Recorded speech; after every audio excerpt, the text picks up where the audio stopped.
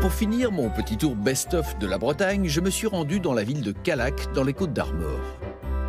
Également connue comme capitale mondiale de l'épagnol breton. Faut pas les prier, hein.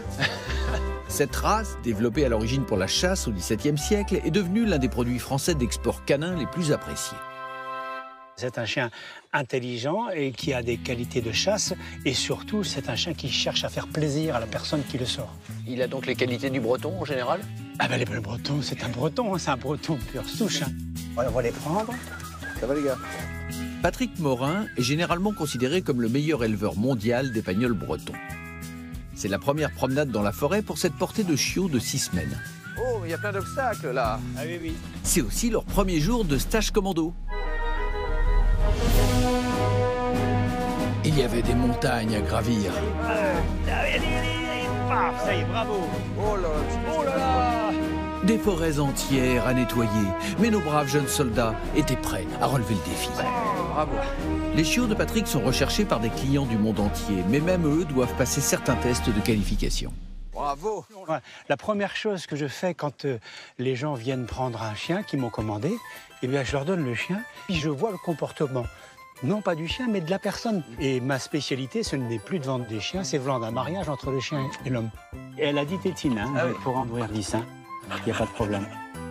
Les personnes qui me disaient « Vous êtes l'un des meilleurs, j'ai de l'argent, je n'ai pas le temps, expédiez-moi le chien », je les refuse. Je veux absolument que les gens s'investissent pour mieux que le chien s'épanouisse par la suite. Hein. Bébé!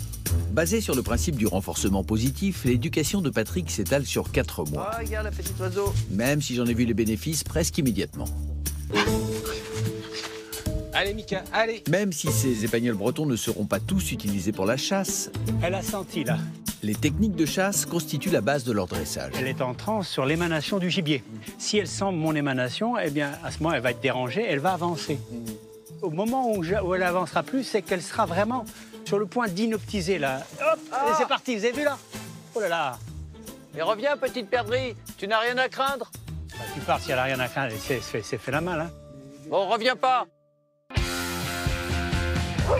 Cette meute de 4 mois rejoindra bientôt ses nouveaux propriétaires, mais il est clair que Patrick restera toujours le chien alpha.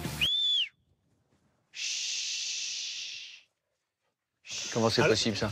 C'est possible parce que je leur ai demandé d'être prudent. Je leur ai dit, faites attention, il y a une perdrix dans le champ. Il n'y a qu'une chose qui pourrait les distraire. Je pense qu'ils ont trouvé la perdrix. Là-bas, regardez là. Vous l'avez vu la perdrix là? Pourquoi est-ce qu'ils ont cette réputation d'être les meilleurs chiens de chasse? Il y a des chiens qui pourraient être meilleurs qu'eux sur certains domaines. Mais eux, ils sont bons dans tous les domaines. Et c'est la raison pour laquelle on dit que les épagnols bretons sont les meilleurs chiens de chasse, les plus complets. Mais qu'est-ce que c'est que ce petit chien qui me mange mon genou? Et comment tu t'appelles, toi? Alors, ai-je envisagé de ramener à la maison une de ces boules de joie à fourrure? Bien sûr.